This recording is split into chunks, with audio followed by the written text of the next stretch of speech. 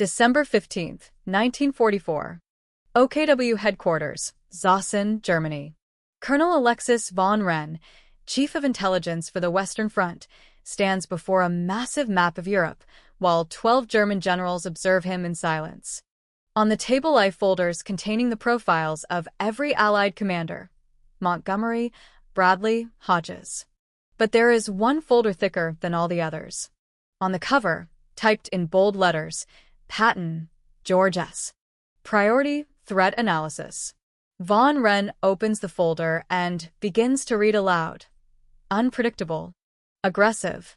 Capable of moving entire divisions in 48 hours when others require 2 weeks. The most dangerous commander in the European theater. What the Germans knew about Patton was something many Americans still did not comprehend. He wasn't the most diplomatic general, nor was he the most beloved by the press, but he was the only one who caused them true terror. If you want to discover why German generals obsessively studied a single Allied commander while ignoring the others, hit that like button right now. It helps us share more forgotten stories like this one. To understand the German fear, we must go back 1 year. November 1943. North Africa and Sicily had already fallen, but the Germans had noticed something disturbing in the battle reports. In Sicily, Patton had advanced 100 miles in 72 hours. His tanks arrived in Palermo before German intelligence could even confirm they had departed. German commanders in the field sent confused reports. Patton is everywhere. We cannot predict his next movement.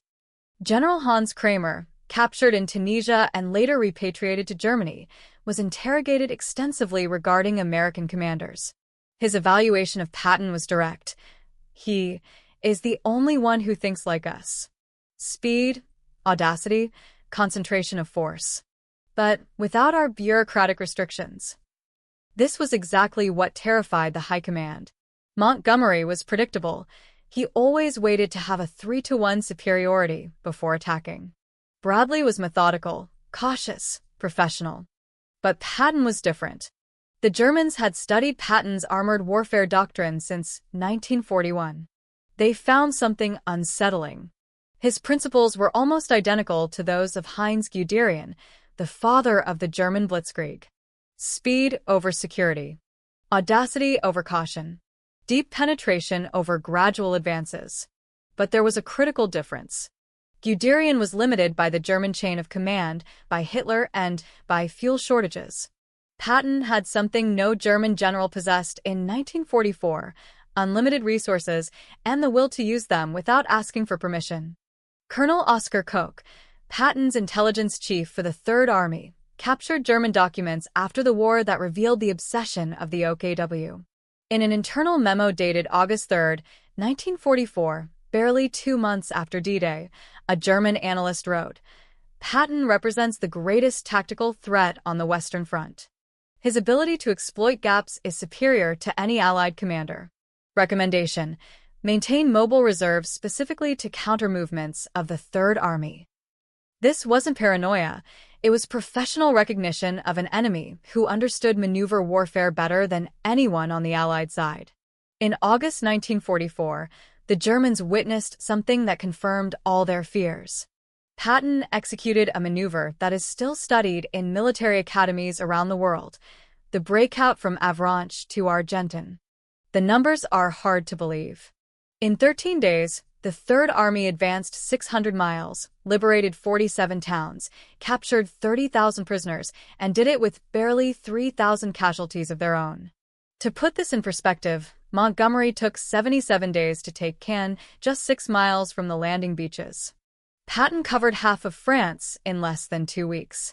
General Fritz Bayerlein, commander of the Panzer Lehr Division, was interrogated after the war about this period. His testimony is revealing. "We could not establish a defensive line. Every time we thought we knew where Patton was, he was already 30 miles further ahead. It was like trying to catch smoke with your bare hands." But what really terrified the Germans wasn't just the speed, it was the calculated aggression. Patton had a philosophy that contradicted all conventional military doctrine of the era. He believed a commander should advance until the enemy stopped him, not until his supplies allowed. Supplies can catch up to you, he said. Lost momentum is never recovered. This philosophy was the exact opposite of what other Allied commanders practiced. Montgomery stockpiled supplies for weeks before every offensive. Bradley advanced with caution, securing every flank. But Patton simply attacked. The Germans knew it, and they could do nothing about it. General Otto von Manschufel, commander of the 5th Panzer Army during the Battle of the Bulge, explained after the war why Patton was different. With other Allied generals, we could predict their response to our movements. They followed patterns. Patton had no patterns. Every decision was unique, based on the situation of the moment. This forced us to maintain reserves that we could not afford. That last phrase is crucial. The Germans, with increasingly limited resources, had to reserve troops specifically to counter Patton, troops that could have been used in other sectors. The simple fact of his existence cost them entire divisions. But the definitive proof of German terror came in December 1944. The Battle of the Bulge. December 16, 1944.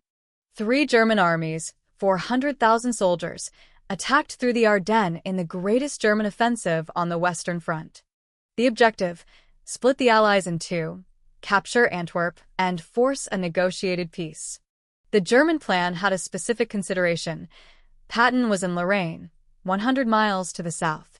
The High Command calculated he would need at least 2 weeks to reorient his forces toward the north.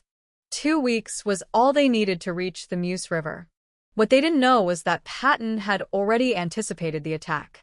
On December 19th, just 3 days after the start of the offensive, Eisenhower convened an emergency meeting in Verdun. The Allied generals were in a panic. The American lines had collapsed. The 101st Airborne Division was surrounded in Bastogne. Eisenhower asked Patton how much time he would need to attack the German flank. Patton's answer left everyone in silence. "I can attack with 3 divisions in 48 hours. The other generals thought he was joking or that he was crazy. No one moves 3 armored divisions 100 miles in 48 hours. Not in winter. Not over icy roads. Not while they are committed to another battle." But Patton wasn't joking. He had already ordered his staff to prepare 3 contingency plans days before. When Eisenhower gave the order, the Third Army was already in motion. 48 hours later, exactly as he had promised, 3 of Patton's divisions slammed into the German southern flank. The 4th Armored Division broke the siege of Bastogne on December 26. General Alfred Jodl, Chief of Operations of the OKW, wrote in his diary that night, "Patton has done the impossible. Our calculations were wrong. We had not considered that a commander could move forces at that speed in these conditions." This admission is extraordinary. The Germans, the inventors of blitzkrieg, the masters of maneuver warfare, admitting that an American general had surpassed them at their own game. But German respect for Patton went beyond his tactical abilities. Captured documents after the war reveal something deeper. The Oberkommando der Wehrmacht maintained psychological profiles of every major Allied commander. Montgomery's profile described him as brilliant but predictable, obsessed with logistics, incapable of improvising. Bradley's confident, methodical, without exceptional tactical imagination. Patton's profile was different. It occupied 47 pages. It included analyses of his writings on armored warfare, translations of his speeches, and evaluations of every battle he had commanded since North Africa. The conclusion of the document was direct. General Patton represents a strategic threat of the first order. His understanding of mobile warfare is comparable to that of our best commanders. His aggressiveness exceeds conventional limits. Recommendation: any operational planning must consider the possibility of a rapid response from the Third Army as a priority scenario. This wasn't a compliment, it was a warning. The Germans were telling their own commanders, "Be careful with this man." General Gunther Blumentritt, Chief of Staff to the Commander-in-Chief West, was even more direct in his post-war evaluation. Patton was the great symbol of American firepower and mobility.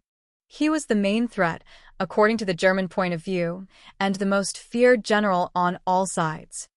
If you are still watching this, you are part of a history that few know. Subscribe so you don't miss the conclusion of how the war ended for these generals. But perhaps the most revealing testimony came from Rommel himself before being forced to commit suicide in October 1944. The Desert Fox gave his evaluation of the Allied commanders to his son, Manfred. On Montgomery, systematic, predictable, will never attack without absolute superiority. On Bradley, good soldier without particular brilliance. On Patton, the most modern of the American generals. He understands war as an art, not as a science. He is the only one who genuinely worries me. That last phrase is extraordinary coming from Rommel, the most respected German commander of the war, the man who had humiliated the British in North Africa, admitting that an American general genuinely worried him. The irony is that while the Germans feared Patton, many in the American army considered him a problem. His controversial comments, his arrogance, the infamous incident in Sicily where he slapped 2 soldiers suffering from combat fatigue. But the Germans saw something that many Americans could not see. They saw a pure warrior. A commander who understood that war is not won with caution, but with audacity. That speed kills. That momentum is more valuable than any geographical position.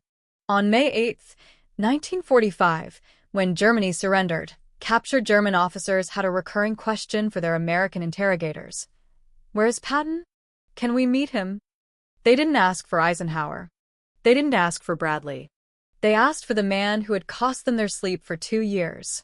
General Fritz Kramer, captured in the Ardennes, summarized the German sentiment in a single sentence during his interrogation. We had respect for all your generals, but only to Patton did we have fear. That fear was the greatest compliment an enemy could offer, and it was completely earned. George S. Patton died in a car accident on December 21, 1945, just 7 months after the end of the war in Europe. He was 60 years old. The German generals who had feared him sent condolences. Some even attended memorial services in his honor. The enemy they had studied obsessively had earned something more than their fear. He had earned their professional respect. Military history will remember Patton as many things: a controversial leader, a brilliant strategist, a difficult man. But the Germans remembered him in a simpler way. They remembered him as the only Allied general who made them doubt their own superiority. The only one who forced them to think twice before every move. The only one who, in the words of Otto von Manschufel, took away our sleep. In war, there is no greater compliment than the fear of your enemy, and no Allied commander inspired more fear than George Smith Patton. What do you think of this extraordinary story? Did you know the level of respect and fear the Germans held for Patton? Leave us your comment and subscribe to our channel. Every week we bring verifiable and fascinating stories that change the course of history. Hit the bell icon so